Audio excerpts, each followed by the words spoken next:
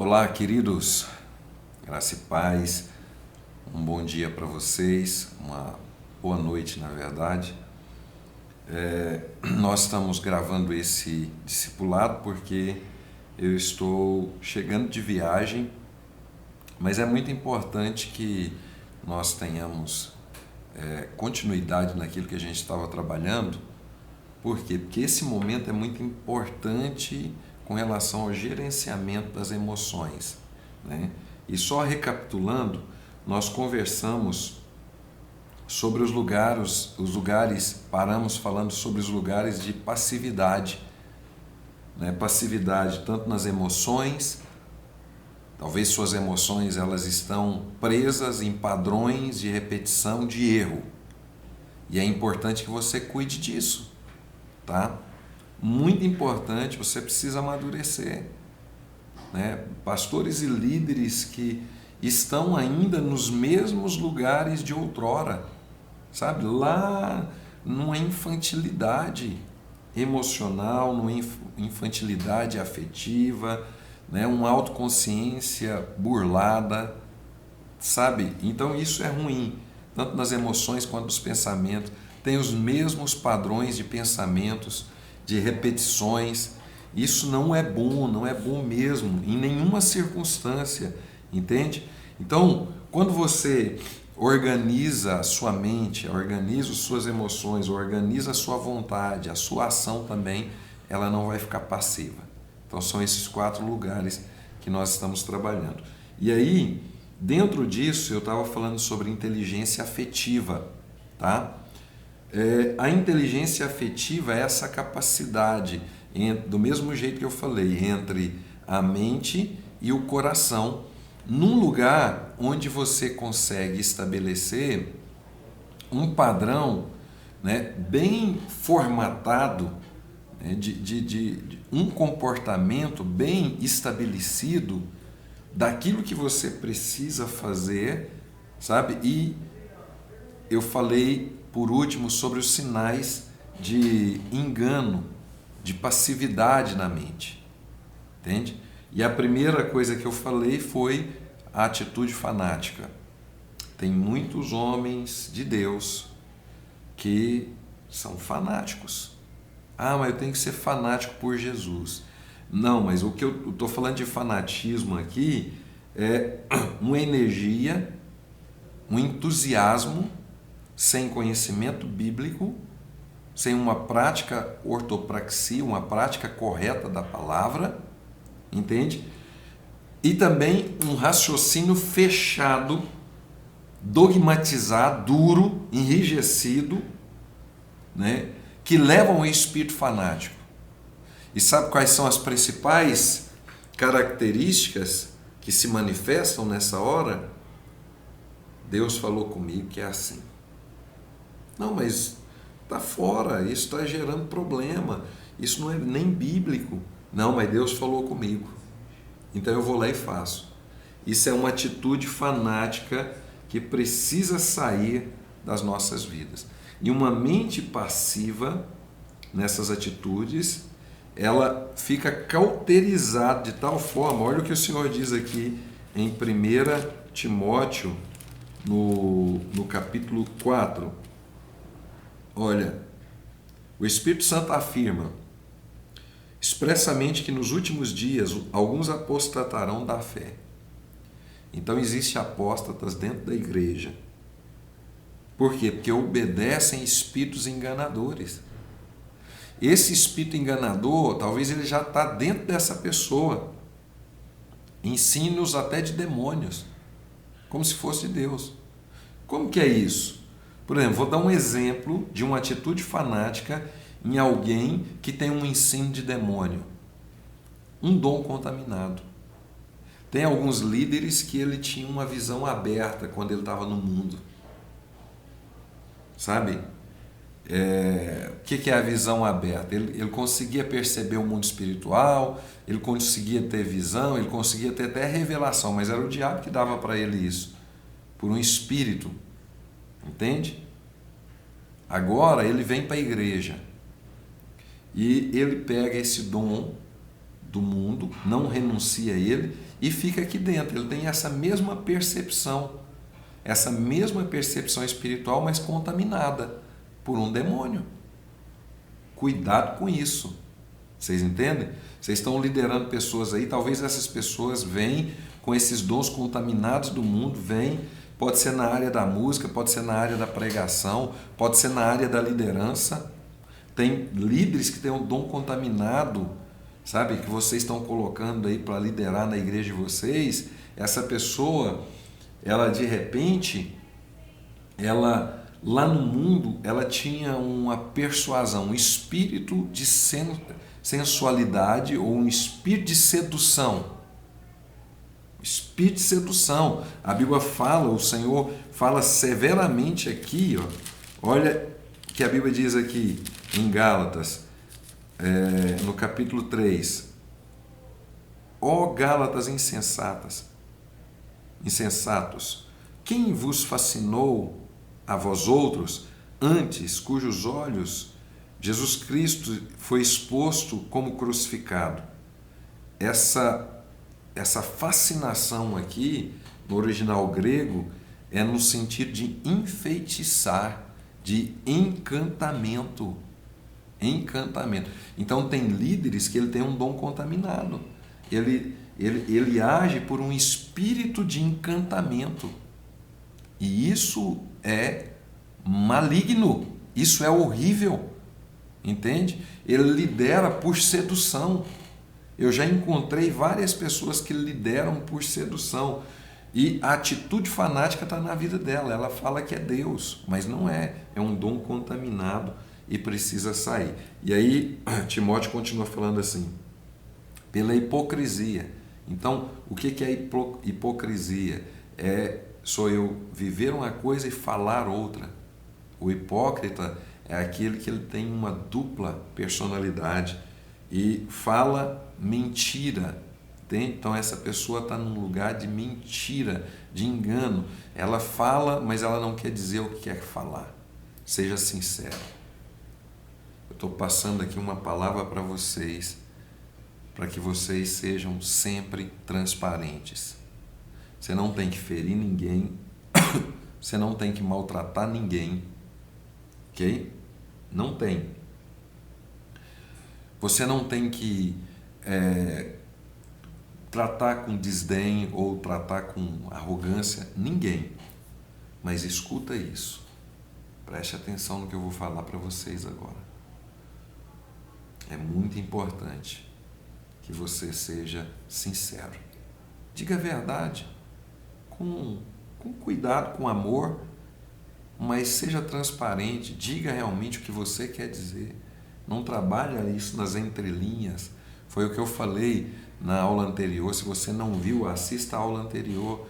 Na conversa que nós tivemos no discipulado, eu falei que às vezes o homem não diz o que quer dizer, se fecha, maltrata a família, né? Cala, fica ali emburrado, quieto, sabe, matando nos pensamentos. Essa pessoa se afasta, né?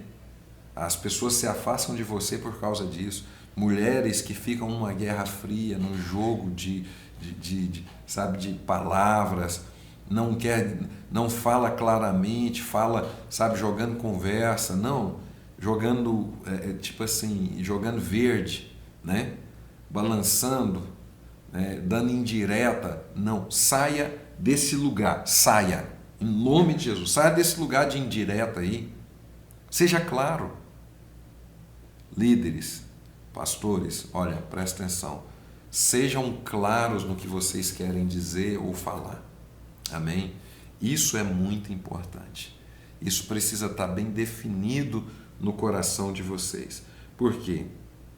Porque se vocês não cuidarem disso, vocês vão cauterizando a consciência, nós vamos cauterizando a consciência, e esse zelo ele se torna extremo, porque o fanatismo é o prato do dia. Você se torna intolerante, uma mente demasiadamente descontrolada, com pensamentos, com atitudes, sabe, uma divergência na comunhão. Você se torna do contra, sabe, tudo que você vai fazer, tudo que as pessoas vão fazer, você tem oposição, você tem uma opinião diferente, sabe? Cuidado, esse comportamento ele é extremamente errado, ok? Outra coisa desse legalismo religioso é tudo que você vai fazer, de repente, está ligado, escute isso, está ligado a uma mente de engano, passiva no engano. É aquela mentira que se tornou uma verdade. Essa mente passiva no engano, 1 João 4:1 diz assim, ó: Amados, não creais em todo espírito, mas provai se os espíritos vêm de Deus, porque muitos falsos profetas têm saído por mundo. E às vezes eu acho que o falso profeta é aquele que está lá fora, que está falando que é o Cristo, profetizando por dinheiro, profetizando, sabe, para enganar, por engano no sentido assim de maquiavélico. Mas se, preste atenção nisso, se minha mente estiver passiva nessas repetições, nesses erros, eu não resolvi questões de transgressões na minha vida. Você está transgredindo. Entende? A iniquidade está sendo repetida. De repente nós estamos sendo iníquos. O que é iniquidade? É uma disposição interna de pecado íntimo que eu não resolvi. Então, olha o padrão. Escute isso. Padrão sexual que de repente você vive atormentado dia e noite com relação à lascívia, com relação a adultério. É sinal de uma passividade nessa área, mente passiva. Entende? Estou dando um exemplo nessa área, mas pode ser na área financeira, pode ser na área conjugal. Tem pessoas que ele vive, o espírito da guerra está na vida dele. É um espírito de engano. Provai se esse espírito vem de Deus. Talvez você ache que você é combativo desse jeito, é porque você é zeloso com a palavra. Pode não ser. Porque se você é zeloso com a palavra, você aplica a palavra com relação ao seu cotidiano. E é tudo. É a espada de dois gumes que fala lá em Hebreus, no capítulo 4, versículo 12. Ela corta tanto para quem está ministrando quanto para quem está sendo ministrado. Entende? Então é importante. Cada um de vocês aí, né? Eu sei que o Bispo João vai ouvir, eu sei que tem vários pastores aí que vão ouvir, né? William, enfim, todos vocês, as mulheres, todos que estão participando, cuidado com o tradicionalismo cego, sem também balizar se o que a minha motivação estiver errada. Se a minha motivação estiver errada, está tudo errado. Entendeu isso? Então é muito importante que isso saia. É um nível de infiltração na minha vida. Se o Senhor falou que eu deveria provar os espíritos, é porque essa ação espiritual ela passa pelas faculdades espirituais, intelectuais, impressões sensoriais da minha vida. Os sentidos da minha vida eles são aguçados dentro desse processo. Então a minha mente é ativada nesses lugares. E às vezes eu vou incubando iniquidades, por exemplo. Vou dar um exemplo disso. Imagina que você tem uma situação aqui não resolvida que é uma iniquidade. Imagine, vou usar a área sexual, porque é uma das áreas íntimas que a gente às vezes não mexe. Então, aquilo está ali. Eu tenho uma perversão sexual ali que eu não tratei. Isso é uma iniquidade. Eu não trago isso para a luz. Eu não resolvo isso. Isso vai ficando, sabe, repetitivo ao ponto de cauterizar minha consciência nessa área. Então, talvez o que me move ali quando eu estou liderando não é o Espírito Santo, mas a minha capacidade que eu tenho de liderança através de um dom contaminado. Então, talvez eu estou conseguindo liderar as pessoas, mas o espírito que move ali é um espírito de Jezabel, um espírito de sensualidade, entende? Então, eu governo essas pessoas pelo espírito de sensualidade, não é o Espírito Santo de Deus. Por isso o Senhor fala, provai todos os espíritos, entende? Se provém de Deus, que às vezes não, às vezes a proveniência dele é a minha iniquidade. Então eu preciso liberar isso. Então, esses lugares na nossa vida precisam estar resolvidos, porque senão eu vou ficar passivo com relação às emoções e aquilo que eu disse para vocês. Nós não vamos conseguir ter uma inteligência afetiva. Outra coisa importante é o mau uso ou o mau entendimento da verdade. Eu uso ela não para a transformação da minha vida, mas para a conveniência da minha vida. Então eu pego esses versículos, um sintoma produzido pela passividade da mente, é a pessoa ouvir um versículo, ou usar um versículo ou uma frase isolada do contexto, sem esforço intelectual, sem análise, sem um exegese do texto. A conclusão dele é pelo ouvido ali só, o que é conveniente para ele. Isso é um problema. O mau entendimento da verdade é a conveniência daquilo que se adapta ao que eu gosto. E deixa eu dar uma palavra para vocês. Nós não fazemos só aquilo que nós gostamos. Eu tenho que fazer aquilo que é certo. Nem tudo que é bom é certo. Entende?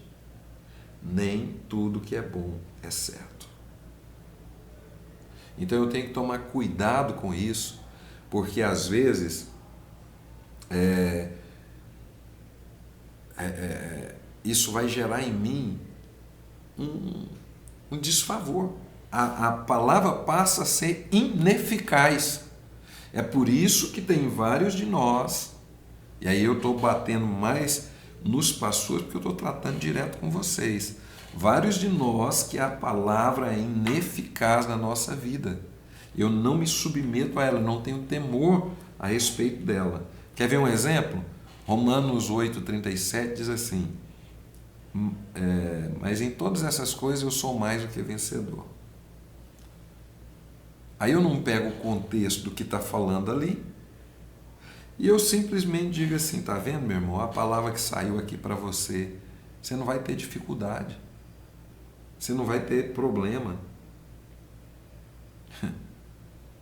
Então vai em frente. Não, meu irmão, para com isso. Para com isso. Um versículo, deixa eu dar um spoiler para vocês de um princípio que precisa ser cuidadoso nas nossas vidas a quanto à aplicação de um versículo. A bibliomancia dos nossos progenitores, aqueles que vieram antes de nós, alguns deles começaram a usar essa prática de bibliomancia, de pegar um versículo, esse versículo aqui está falando para mim aqui, só esse versículo. Meu irmão, quando você pegar um versículo na Bíblia, o contexto dele também fala com você. Ok? Então, a verdade prática desse texto aqui, por exemplo, é toda vitória ela ela só vai acontecer, necessariamente vai acontecer, por causa da existência de uma luta que precedeu ela. Então, antes disso, tem uma luta. Agora, o contexto ali de Romanos 8 fala de quê?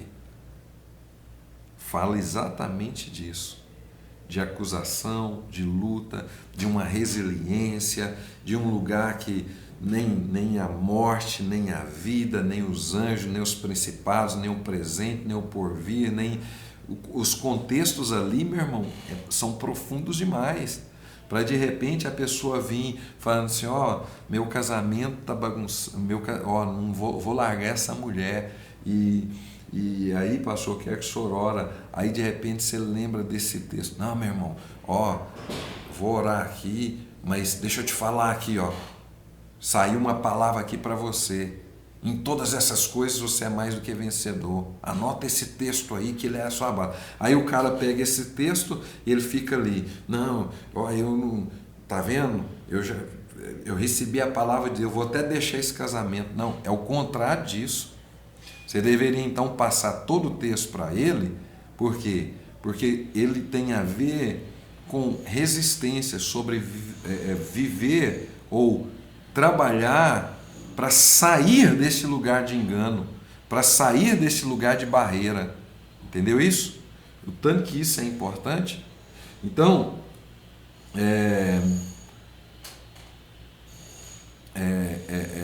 aplicações como essa. Quer ver um outro exemplo? 1 Coríntios 2,16 diz assim: eu tenho a mente de Cristo. Se eu pegar só essa frase, poxa, ela é interessante, hein? Ela pode gerar um engano de que eu não tenho minha própria mente. Eu tenho a mente de Cristo. Sim ou não? Raciocina comigo. Então eu não devo ter minha própria mente. A verdade, irmãos, é que ninguém tem automaticamente a mente de Cristo. Sabe por quê? Porque ela só vai residir no cristão porque o Espírito Santo habita nele, mas existe a mente do cristão ali e você vai trabalhar a renovação dela ao longo dos anos, sendo transformado em Cristo. Então tem a mente de Cristo. Rapaz, mas agora estou vivendo um conflito aqui, ué. Eu pensei umas besteiras aqui e tal. Mas eu tenho a mente de Cristo. Não devia estar pensando nisso mais. Meu irmão, você está desconsiderando processo de regeneração, processo de crescimento. Isso são processos na nossa vida que nunca vai sair. Entendeu tanto que é sério isso? Passividade. Você está parado naquele lugar lá, você não cresce nas suas emoções porque você acha, não, mas eu já orei, agora eu penso como Cristo. Mas de repente você está pensando em adultério, de repente você está pensando em brigar com o irmão, de repente você está pensando em falar mal dele, de repente você está pensando um tanto de besteira aí, entendeu? Que mente de Cristo que é essa, rapaz? Para com isso, é um processo nas nossas vidas. Então, esse é o primeiro ponto. O segundo eu deveria ou devo sempre submeter à liderança de Cristo ou do Espírito Santo na minha vida, para que essa verdade se torne realmente uma realidade em mim. Conhecereis a verdade e ela vos libertará. O que significa? Conhecereis essa palavra e você vai viver esta realidade. Amém? Então isso precisa ser trabalhado nos nossos corações. Então, por exemplo, eu uso a Bíblia talvez ao meu desfavor. Cuidado. E outra coisa, gente. Cuidado com esse negócio. Deus me falou. Você vai, por exemplo, você teve um conflito aí no ministério.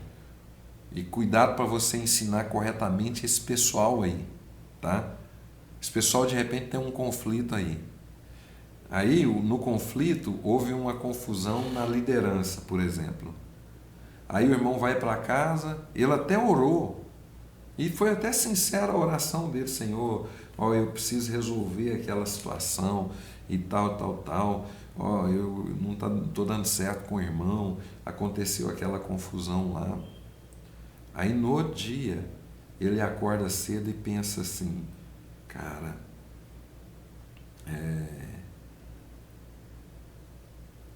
eu vou tomar a decisão aqui assim, ó, vou chegar lá, vou entregar a liderança. Não tem paz para isso. Aí chega lá e fala assim: pastor, eu vim aqui conversar com o senhor, que Deus me falou aqui que eu devo entregar a liderança. Falou nada, rapaz, conversa fiada, é mentira. Você está se auto-enganando e querendo usar Deus para endossar um sentimento seu não tratado. Então a fuga é o primeiro escape quando eu não quero resolver um problema. Meus queridos, a fuga é o primeiro escape quando eu não quero resolver um problema. Então o que eu faço? Eu vou usar Deus para endossar os meus... Tem gente que chega no gabinete e fala: olha, eu vou largar esse casamento. Deus já falou comigo que isso não é dele, esse casamento nunca foi de Deus. Meu irmão, isso está quebrando vários princípios bíblicos, vários mandamentos.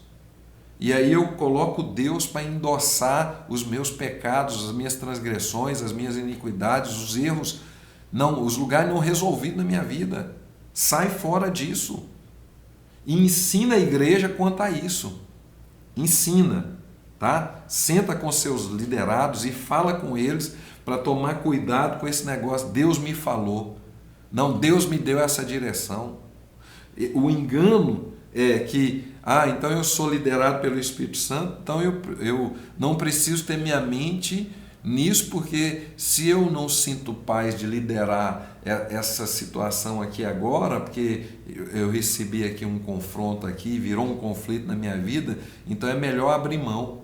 Meu irmão, isso é um lugar de engano, passividade da mente. Sai fora disso. Deus fala através do meu espírito, na minha mente. E eu devo entender o que Deus está falando através, sabe de quê? De princípios bíblicos. Tem que ter coerência na palavra.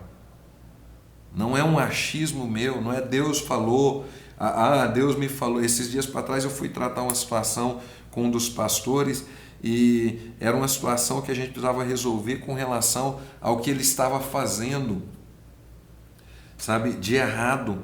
E aí ele já chegou e falou assim: olha, Deus já falou comigo, assim, assim e tal. Tipo assim, isolando tudo que ele está fazendo de errado, e Deus já deu outra direção para ele. Não. Eu falei: peraí, senta aí. Nós temos que tratar o que você não resolveu, o que está errado, os pecados que você cometeu primeiro, para depois nós seguirmos em frente. Cuidado então com esse negócio, sabe? Isso é um sinal de engano, viu? Deus fala mesmo, mas ele fala pela coerência da palavra, ele fala pela testificação dos apóstolos, daqueles que são líderes sobre a nossa vida, sabe? Então, vocês são líderes.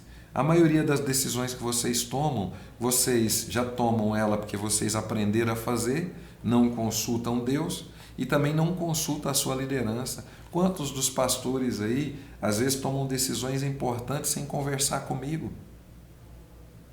Tem que conversar. Mas eu não vou incomodar, isso é uma coisa simples. Não, meu irmão, é uma coisa que de repente, um dos pastores, uma coisa simples, ele decidiu mudar de cidade.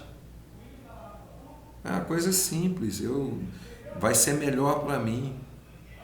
Aí quando eles vieram conversar comigo, o casal, eu falei: meu irmão, vamos fazer o seguinte, vamos orar. E outra coisa, a gente precisa de uma testificação, se é o momento. E um dos pontos não deixa nenhuma ponta solta onde vocês estão. O que significa isso? Tem dívidas? Pague. Tem situações pendentes para resolver de documentos? Resolva. Todas as pontas soltas, trabalhem. Entende que faz a diferença? Eles fizeram isso e agora estão bem. Mas a maioria dos líderes não buscam conselho, porque eles já sabem fazer. Sinal de passividade na mente. Outro ponto de sinal de passividade: uma verdade em desequilíbrio com as outras verdades. Sim, uma verdade em desequilíbrio com as outras verdades. Tá, tudo bem. É certo que, de repente, nessa decisão que você tomou, exista a verdade nela, mas não pode estar em desequilíbrio com essa palavra. Não pode. Entende? Tem que estar coerente com a verdade que você carrega.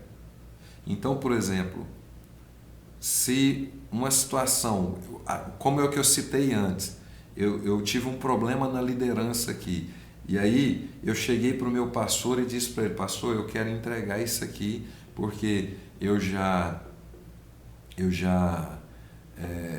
fiquei aqui tanto tempo, né? Eu acredito que pode vir outras pessoas, que pode somar mais, né? Deus até falou comigo, quer dizer, já tem um engano de que eu já estou colocando Deus para endossar uma situação não resolvida na minha vida, entende? Mas tem outro engano aí, pode estar em desarmonia uma verdade com outra, sabe por quê? Porque de repente a medida que existe em mim com relação a tomar essa decisão é a medida da injustiça. Eu estou em desarmonia com a própria verdade que eu deveria seguir. Entende? Então eu estou sendo injusto. Deu para entender isso aqui? Ficou complexo? Acredito que não. Né? Eu estou em desarmonia com esse ponto na minha vida. Entende? Quer dizer, a verdade é que eu estou sendo injusto porque eu não estou sendo transparente, que eu estou frustrado, que eu estou ferido nessa liderança, entendeu? Que eu não estou bem, e aí eu estou usando uma medida de injustiça na minha palavra. A minha fala, no que eu estou falando, há uma desarmonia muito grande. E isso é um problema. Isso é um problema. Cuidado com isso na sua vida, tá? Cuidado com isso. Talvez você está pegando, sabe, um sistema de doutrina até baseado em enganos, baseado num erro. Entende? Se torna um erro. Então, está em desequilíbrio. Você chega e fala algo, existe verdade naquilo que você está falando, mas existe mentira também naquilo que você está falando, porque você está omitindo, você não quer dizer. Eu me lembro de uma vez que dois caras lá na minha cidade de origem virou falar mal de mim, dois pastores, e um deles falava mal de mim na rádio. E aí eu era o líder do conselho de pastores, eu presidia o conselho, e aí foi muito interessante que eu cheguei para o pastor Zé e falei para ele assim: pastor, eu acredito que chegou a hora de eu entregar o conselho de pastores. Já tem muitos anos que eu estou pastoreando lá esses pastores, sabe? Eu acredito que pode vir sangue novo, né? Pode vir pessoas que possam liderar com maior afinco. É isso, pastor. Acho que está na hora. Meu tempo terminou ali. Era uma mentira. Aliás, era uma verdade que eu já estava há muito tempo. Entendeu? Era uma verdade que poderia vir sangue novo, mas havia uma desarmonia naquela verdade com outra verdade. Qual que era a outra verdade? É que eu estava ofendido. Eu estava ofendido com essas pessoas. E eu queria abrir mão. Dentro de mim internamente, qual era a iniquidade que eu não tinha trabalhado? Aquele lugar de autoafirmação. Eu me autoafirmava. Isso é orgulho. Havia uma ponta de orgulho em mim ali não tratada, entendeu? O orgulho se manifestava em autoafirmação. Qual que era a frase interna? Eu não preciso disso. Eu não preciso passar por isso. Eu não estou disposto a passar por isso. Aí o pastor Zé discerniu e ele me perguntou assim, mas o que aconteceu? Não, pastor, nada. Aconteceu umas coisinhas, mas nada relevante. Entende? Uma verdade desarmonia com outra, está errado. Aí ele falou assim, mas o que foi? Aí eu contei, ele falou assim, não, você vai fazer o seguinte, você vai continuar liderando e você vai lá nesses irmãos, pedir perdão para eles, ainda vai dar um presente para eles. Eu falei, misericórdia. Tratou, sabe em quê? Em mim? Autoafirmação, orgulho. Entendeu? Então você tem que trabalhar isso, tá? O equilíbrio está no conselho de Deus nas nossas vidas, no que a palavra diz a respeito disso. Na verdade, eu não posso trair, na verdade que há em mim e que eu não posso enganar. Atos 20, 27. Eu não posso enganar. Todo conselho precisa vir de Deus. Então, se alguém só pregar poder, só cura, só libertação, só batismo com o Espírito Santo, uma única faceta dessa verdade, seja qual for, um engano facilmente se estabelecerá. É por isso que tem um tanto de gente aí que olha com orgulho espiritual para os outros e diz assim, aí ó, lá não tem profeta, nós é que temos a verdade aqui, olha, lá não tem, não, nós aqui, olha que água limpa que nós estamos bebendo. E o Senhor diz aqui, quando eu for fazer discípulos, Mateus 28, 19 e 20, ele fala assim, que eu preciso ensiná-los a guardar todas as coisas que vos tenho ordenado. Repete aí, todas as coisas. Amém? Vocês entenderam isso? Todas as coisas. Então, precisa ser tudo. Todas as doutrinas. Elas estão interligadas. Você precisa falar sobre tudo. Sobre o Espírito Santo, sobre batismo, sobre os dons, mas também sobre o que o Espírito ensina sobre verdade, sobre domínio próprio. Tem profeta aí, meu irmão, que não tem domínio próprio nenhum. Ele fala o que vem na cabeça dele e pior que ele está revestido de toda, entre aspas, autoridade. Ele acha que, meu Deus do céu, ele é Deus na terra. Por quê? Porque ele é uma pseudo-autoridade naquilo. Não é. Ele tem lugares, pontos de isolamento que precisa ser resolvido, lugares não resolvidos também. E precisa trabalhar caráter, sabe? A beleza da verdade é porque ela é objetiva na nossa vida e ela é uma harmonia entre tudo. Eu tenho que trabalhar finanças. Quantos pastores aí, ele é bênção em uma área da vida dele, mas desordenado financeiramente, coisa terrível. Na hora que os irmãos falam, fulano, eu já cheguei em lugares, o pastor é bênção e tal. Mas ele está me devendo. Deve só duas pessoas, né? Deus e todo mundo, né? Então, isso tem que ser trabalhado. A razão por que alguém toma uma única verdade sobre ela é que ela constrói todo um sistema em cima disso. E isso labora em um erro. Porque essa verdade naquilo desponta de forma extrema e o restante não é trabalhado. E um último ponto para a gente fechar aqui, essa parte, né, das passividades, uns sinais de passividade, é uma mente fechada à verdade. O que significa isso? Toda mente que está fechada em vários aspectos demonstra uma prisão. Eu já tenho, eu já sei. Você vai falar para essa pessoa, você vai ensinar, seja o que for, Meu irmão, seja humilde o suficiente para pelo menos ouvir a pessoa e ver a possibilidade que você pode talvez enriquecer e melhorar aquilo. Você pode ser um expert. Você é um expert da engenharia, sabe? Você é um expert da mecânica, da computação, mas você pode ouvir pelo menos. Demonstre humildade. Tem pessoas que ele age como se ele tivesse tudo. Ele já sabe tudo. Inclusive, tem pastores que, os que não acreditam que é Deus, já está quase chegando lá. É verdade. Irmãos, é incrível como que pastor tem a mania de achar que ele precisa saber tudo. Você não precisa saber tudo não, meu irmão. E outra, se você não sabe, é momento de você baixar a bola e falar assim, meu irmão, eu não sei sobre esse assunto. Tem pastor que é tão pedante. O que é a pedância?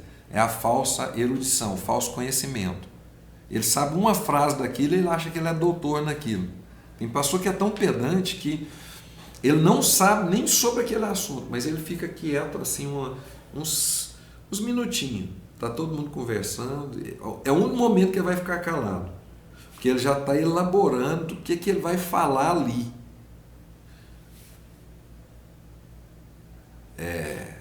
Vocês falou, sabe, é porque estrogonoficamente falando, né, vocês são estrombólicos na palavra, porque quando o fulano diz a respeito disso, a raiz no grego e no hebraico, no original, quer dizer, tem nada a ver, rapaz, nada com nada, você não falou. E acha que está certinho. Está errado, é sinal de passividade. Por quê? Porque você está adotando uma atitude de intolerância com o conhecimento. Você está lutando contra o conhecimento. Ao invés de laborar na palavra uma revelação bíblica, saber que nós estamos no que é chamado, o nosso pastor nos ensina que é revelação coletiva. O Senhor me deu uma porção, iluminou isso na minha vida, vai iluminar na sua outra porção, na do outro outra porção. Nós não sabemos tudo, irmãos, a respeito de tudo.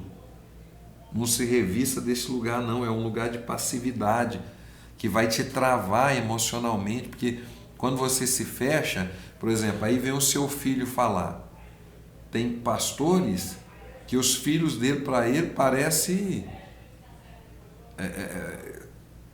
sabe, a cobrança é como se o seu filho fosse um retardado mental. Tudo que ele fala, você... sabe nada não, filho. Ó, isso aqui é assim, assim. Cuidado, cara. Na iluminação que esse menino seu tem, que essa menina tem, ele já estabeleceu um conhecimento suficiente, mesmo que seja pequeno. Você tem 30 anos na frente dele, 40 anos na frente dele. E você acha que quando ele chega contando uma novidade, seja lá da escola, seja lá da faculdade, você nem para ouvir, porque você acha que você já sabe demais sobre aquilo. Cuidado com isso. Cuidado com isso. Trate isso com cuidado, seja maduro o suficiente para ouvir os seus liderados. Tem pastor que não ouve, ele não para ouvir. Lógico que de repente você vai ter, que tem liderado, irmão, que vamos convir, né? Ele faz um podcast contigo para explicar uma coisa só, ele explica 50 coisas em volta, aí é duro também, né? Mas conduz ele, fala, meu irmão, resuma, seja mais objetivo, seja mais prático, mas ouça, não tenha uma mente fechada para ouvir, ok? Ouça, absorva o que é bom, retenha o que é bom e o restante vai ser bem estabelecido de forma bem prática no seu coração. Amém? Então, são sinais de coisas que a gente pode trabalhar na nossa vida para você avançar. E eu profetizo velocidade na sua autoconsciência, velocidade na inteligência emocional, velocidade na inteligência afetiva, velocidade nos seus relacionamentos. Você vai amadurecer agora muito rápido, você vai eliminar tudo isso, perceber e colocar em prática na sua vida, tá bom? Deus abençoe vocês. Amém?